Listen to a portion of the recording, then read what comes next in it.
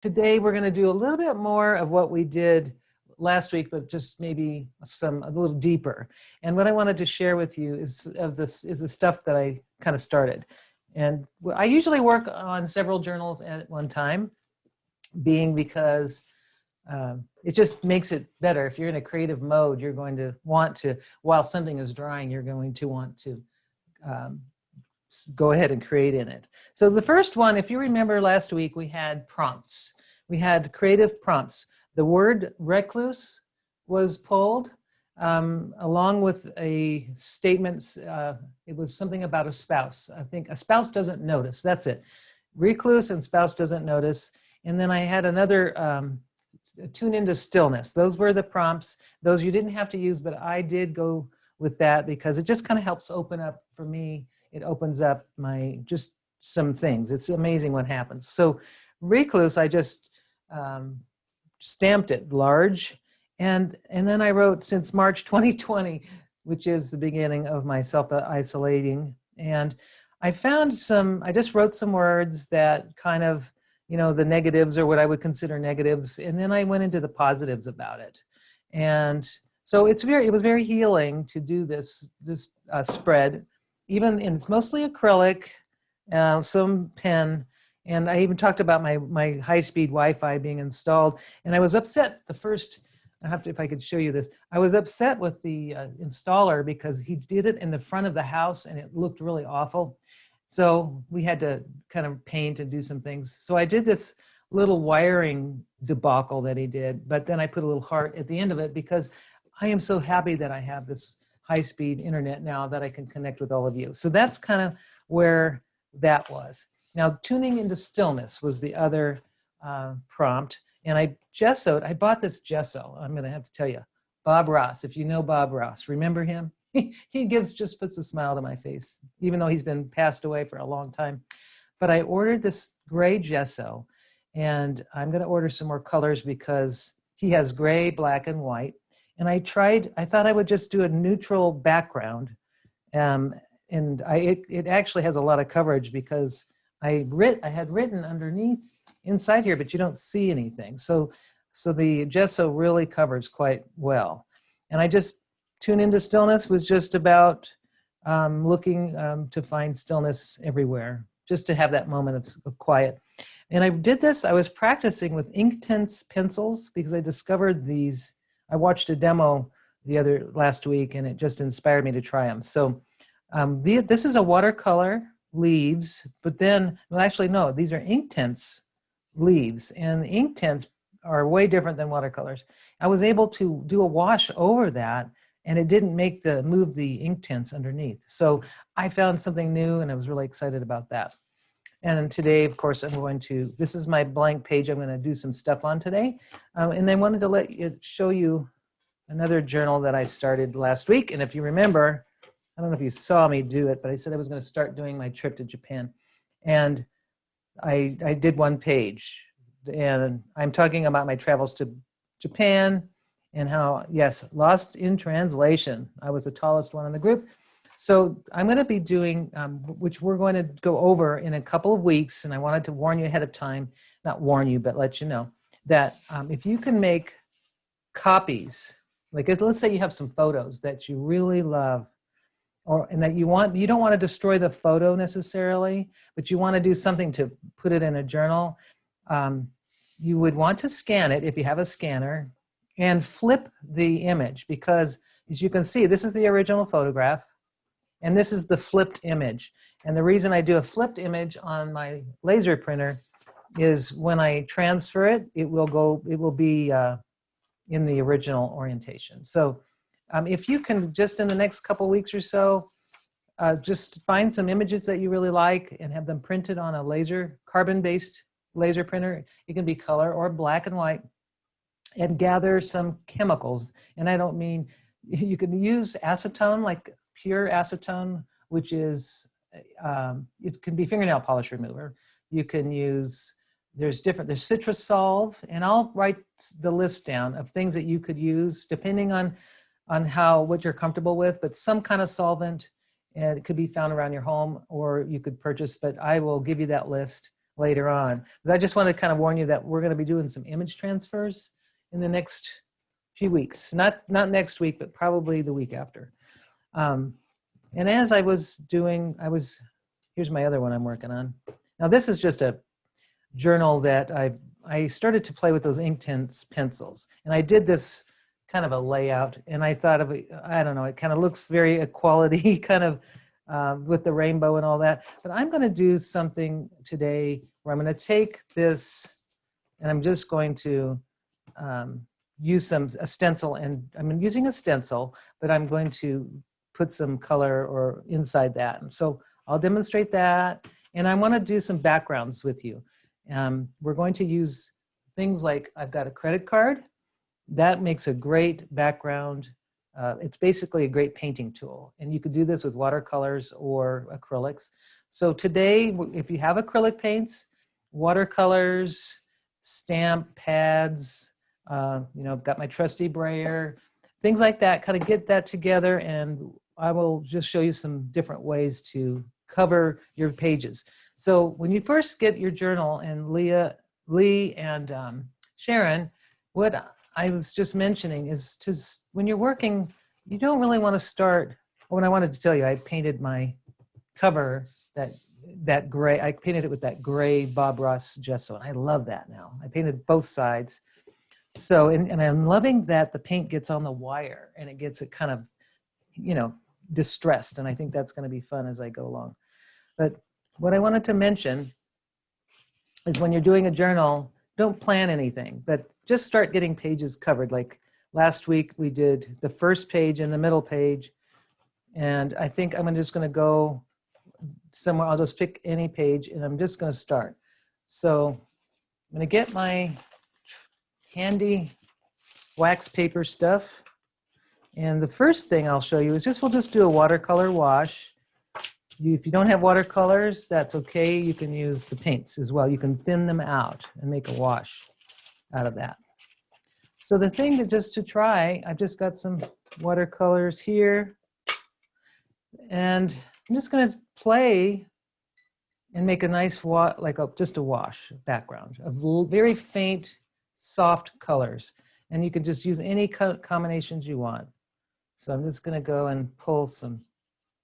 You can think of clouds, or if you want, you could think of an image, or you just play with the colors. So if you're just taking, this one is just a random, I'm just going to put a wash of color, and I'm not really trying to make anything happen. I just want to see what colors do.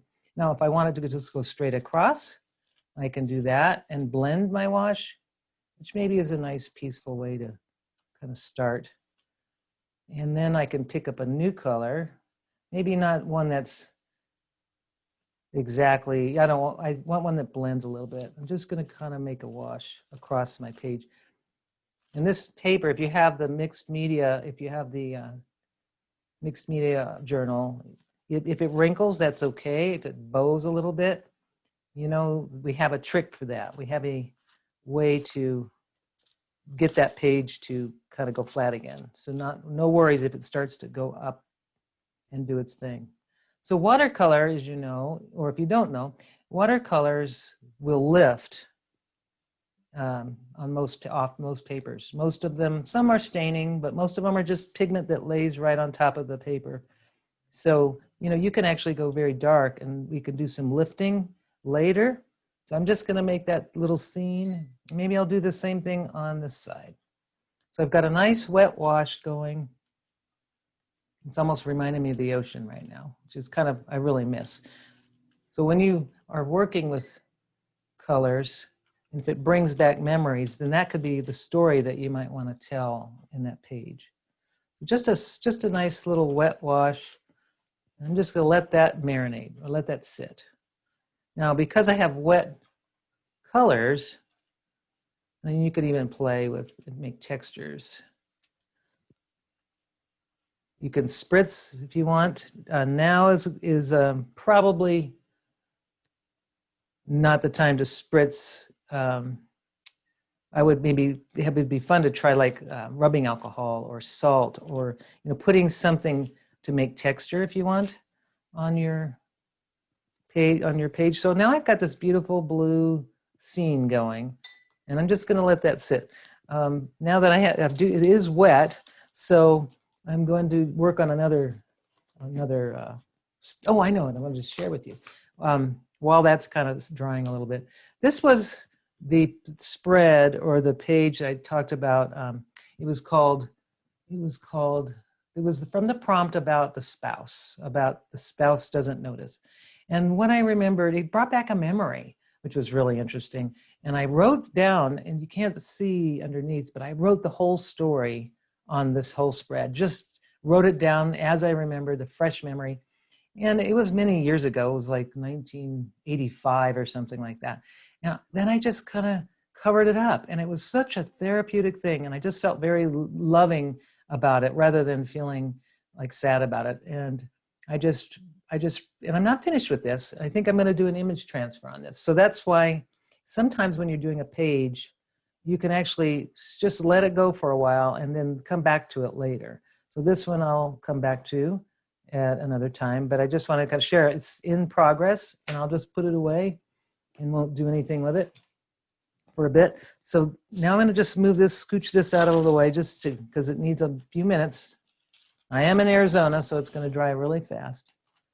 And I'm going to bring in this one here. This is that page that I had played with the Inktense pencils. They're not really anything, I didn't really like the page much. So what I'm going to do, or the spread, I'm just going to put a couple of pieces of masking tape right on the center. And this is kind of in that theme of, I'm kind of thinking about what's happening in the world right now, and thinking about equality in all things and peace. It's just this time of year. We've got September 11th coming up next week. It's Labor Day. Just a lot of reasons that I'm thinking about this. And I'm just going to take some gesso. I just feel like doing this. Taking some black gesso. And I'm going to, it's good to check to see if it's mixed. I didn't do that this time. It's a good idea to mix up your gesso. Gessos can be kind of, well, they can settle, just like house paint will. If you have house paint, you can even use that, or primer that's in your garage. You don't have to go out and buy all this stuff. I'm just going to put this right on here. And I love the dramatic black with the color underneath. I think it's just really dramatic. And I'm not going to be really trying to be perfect. I don't want to make a perfect frame. I'm not edging it perfectly. I'm just going to be spontaneous and just letting it happen. I'm just going to cover up just a little bit. There we go. I'm going to let that sit, and it's going to dry. I'm just going to put I have it right next to me. You don't see it, but I have a cat litter tray that I put brushes. I fill it with water, about 2 inches full of water, and I put, that's where I put my brushes when I'm demoing or if I'm creating and I don't want to get up and wash right now, but I don't want that paint to dry on my brush. So I've got it in a cat litter tray down below, and I'll wash later when I'm finished creating. So that's so I'm just going to let that sit. And if I want to remove the tape now, I can try to remove it and just see how it looks. I want to wait for that to dry, I think, but I'm impatient. So there it is. I'm going to take that tape off. And now I've got something I can journal in. You could do like a bunch of lines, and you could then write inside those lines. It's kind of a nice little way to mask off. There we go. So that is that. Just like that, it makes something now I can then start to make a story or write and create. So I'm going to set that aside. And I want to show you this fun little technique that I learned from one of my students a couple of years ago. And I'm just going to take it and bring back my journal that's sort of wet. There we go. I'm going to move that out of the way because I can see I need to probably I'm going to just move my table up a little bit more. There we go. So now this is nice. It's drying nice. But it still has some little I need a little time to let it dry. So I'm just going to put the pages together And I'm going to go to another page, just randomly, because the intent is to fill our journals. So here's a fun little technique I love to do, which a student, like I said, a student shared with me, and I just do it all the time just to get something started. So I have say it's a blank, you can use a hotel key, an old credit card, anything that's hard plastic. And I'm going to take some paints, and in this case, I'm going to use my acrylics. So anyone who has acrylics, you can do this also with watercolors. You just need to create get a nice amount of color. So I'm going to just get really bold, and I'm just going to pick some colors. And I'm just going to put them on a palette. This is a wax paper palette. And these are fluid acrylics, so they have a little bit of, they're a little thinner than the heavy bodied, but you can use heavy bodied or craft paint if you have that. In fact, the craft paint is even more, it has nice consistency. You could all these goodies on this side here. Just going to put about 4 colors down. Don't need a whole lot. Let's see, and I'll do the white later, but I just wanted to see what I've got. 1, 2, 3, and then some yellow. That'll be fun. And I probably have way too much paint, but that's okay. I'll use it in another page. So now I've got my 4 colors, and I'm going to take each of these edges is really a painting surface, or it's basically a brush. So I'm going to take it, and I'm going to dip my paint into, you can see I have a little bit of it, and I'm just going to draw it down. I could do it again, draw it up. So I'm getting myself some random colors. And I'm going to do the same thing on this side with this next color. Just going to dip it in and bring it across, draw it across. I'm just going to create, and I'm not thinking, I'm just doing. And I'm going to do this on both sides, why not? And what it's doing is it's just a very, very random, and I'm going to just go ahead and use that same side for the orange color. And you're going to cover lots of areas, and you may even begin to make landscapes or all kinds of things. I'm going to turn my card, and now I've got this side, and I'm going to pick up some magenta, and I'm just dragging it, and this is kind of like a detached finger painting. It kind of feels, it's just so much fun to work with it. And then you can see the colors will start to blend as they'll blend over each other, making new colors. And really, I forgot that I should have put, so that I don't get too much paint on my other pages, I'm going to go ahead and slide some wax paper underneath. But you can have so much fun with this. There we go. So now I'm going to take some yellow on that other card, this side. You see I've got yellow now. I'm just going to drag it across. And just have fun. Make a bright, colorful background. This can also be covered up later or toned down, and I'll show you how to tone down this stuff. So I'll get the stuff covered. Now, I just got some on myself.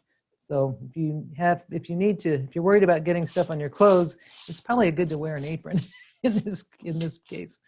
So I've got this color. I'm just going to wanted to cover the whole thing. And it's pretty bright, pretty intense. And I may not want to keep that intensity. So I'm just going to keep getting these colors on there until I cover most of that white. Now I've got this insanely bright, intense thing going on.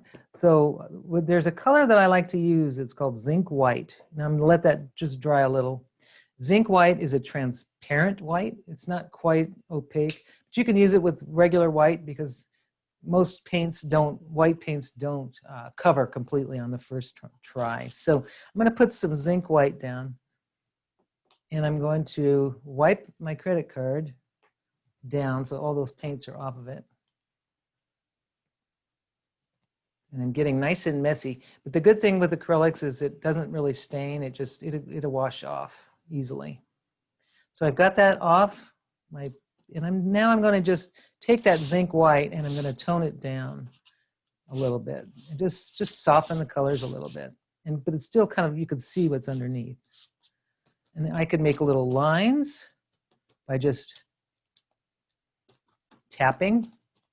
Could make those could be lines for text. If I want to start to write a story.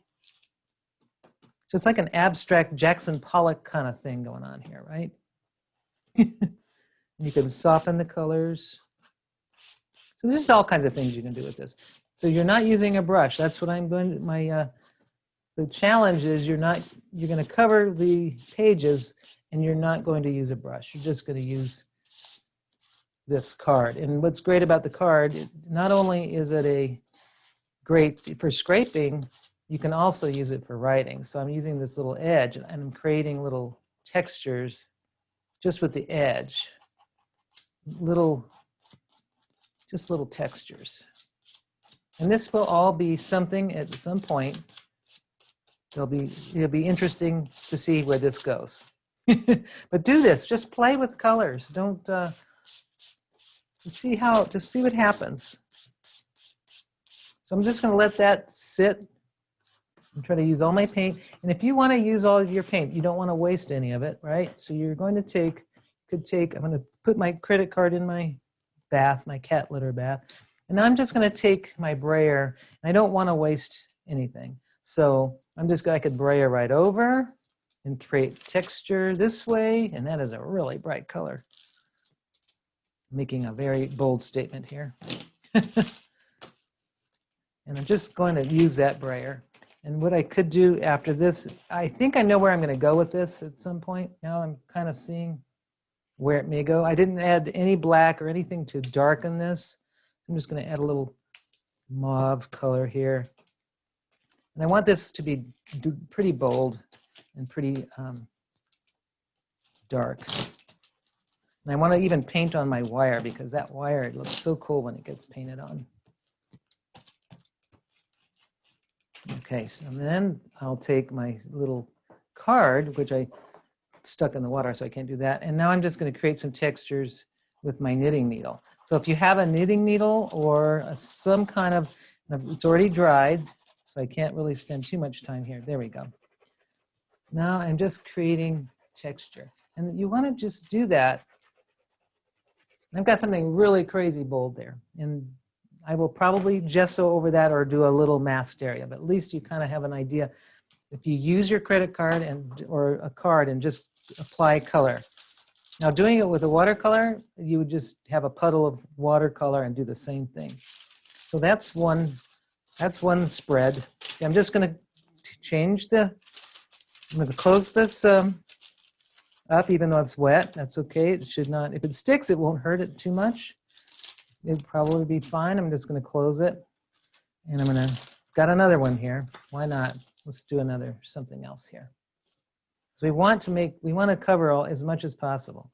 So I have this stuff. This is a iridescent gold. It's an acrylic gesso. And I thought I was getting out my watercolor medium. They have watercolor gesso that is so gorgeous. It's amazing. I'm going to go ahead and use this because I have it. And that's the thing. Just get all your art supplies out and use them, right? So I'm just going to go ahead and just do this, what I was talking about, simplifying. So I've got this crazy thing going, crazy, crazy theme. So I'm going to grab a stencil. Move this out of the way. And I've got all kinds of stencils. You can use anything you want. But there's like crazy stencils like this, or textures, anything that you want. In fact, I'll just do a little texture here. So I'm just going to take this stencil and I'm going to grab you can use a sponge if you have a makeup sponge. You can use a stencil brush, anything you want to. I'm going to use a stencil brush. And I'm going to just kind of dry it. When you're using a brush like this, you want to tap off the excess. So what I do is I go here and I've got a little puddle now, but I want to tap the excess off. So as I go into to making the stencil or making the design. So now I'm just going to make create a texture, and you can see how it looks. And if I don't use, and this one I feel is kind of, I think I maybe got it on just a little too wet, but that's all right. I'm just going to move it around. And I'm going to lift it off, and there, I've got that little sparkle thing going, and I'm going to move it over here and do the same thing on this side. I'm just going to add some texture and pattern. And it will, as this page develops, then I'll be able to add other things to it as I go. And that's crazy looking. That, we'll see how, I might just do another one in this little corner. I have got plenty of paint loaded on this thing, probably too much. So we'll do another one over here. That's what's great about stencils. You don't need to, it can be just a way to make texture. So I've got those 4 things there, and I'll let that sit because that's going to be fun. I might just start to draw and doodle things around here and then maybe simplify a little bit more with maybe some light colored gesso. Now with all these bright colors, it might be just too gaudy or, you know, just too much. That's okay. You can actually neutralize it with some, I think it'd be fun to maybe take some gray or black. But I'll let that dry and sit for a few days, and I'll go play with it later. So that's one of the backgrounds. And then I think I've got all the backgrounds kind of covered. I just want to show you how this is dried. I just really like this. Now I've got something I can to journal with. So now I think I've got, oh, the other one I wanted to share with you. One more. There's another thing I like to do, and I do this usually, I'll just do this on this one because this is way too wet. So I'm going to scooch this over, and I'm going to just show you on, so let's say I want to just get something started. Here's my blank page, and I want to have something like a texture or I don't know, just something to get something going. Like this is kind of interesting, or I can use a whole just a whole thing like this. You just have to find something that sort of, let's see, to find one that I really like. I have hundreds of stencils, and I don't know why I didn't pick the ones I really wanted. But here we go. I'll just use this one. So let's say I want to do a layout. Let's maybe just in here, just for fun. I'm not going to use a lot of paint on this. I'm going to actually use a stamp pad. And I'm only going to do it because I want to get the image, and I'll use this brown color. And I've got this little sponge, and I'm just going to try to get as much of this image as possible, but very softly, because I'm going to just use this stamp pad as a way to get that image down, but I'm not really necessarily, I'll be doing more painting and coloring over that.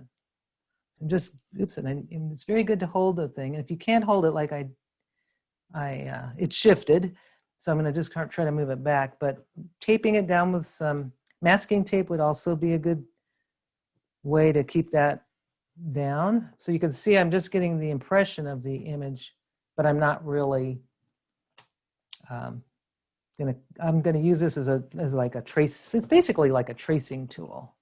So I'll be able to draw with that later. And these little makeup sponges are so handy for this. You can even add, you can make blended things happen. Like I'll just use this gray to show you. You can actually you can blend colors really nicely with this. That brown is really strong, so I'm trying to neutralize it a little bit with the gray. I'm just going to rub that over until I get pretty much the impression of what I want to do. So I've got it there, and then I'll do some painting and drawing and doodling over that. But you can, I think I showed you a page, this is it right here. I actually did that brown, art print brown color, which is this color, and I did the it's a Shakespeare sonnet, and I put that on the page first, and then I used a white, it looks like a white gesso or white paint, and I went over it to kind of fade it, and then I did watercolor over here. So it's just nice as something that is a texture. Basically, it's not the picture in the end, it's a texture for doing some other things. So that is, I would love to see what people have done. Oh, before that, I'm going to give you a prompt, your prompts for the week. And you don't have to use these, but they're so wonderful to use just to get your creativity going. So this one, I'm going to pull. It says, there is no control. Oh boy, that's a good one.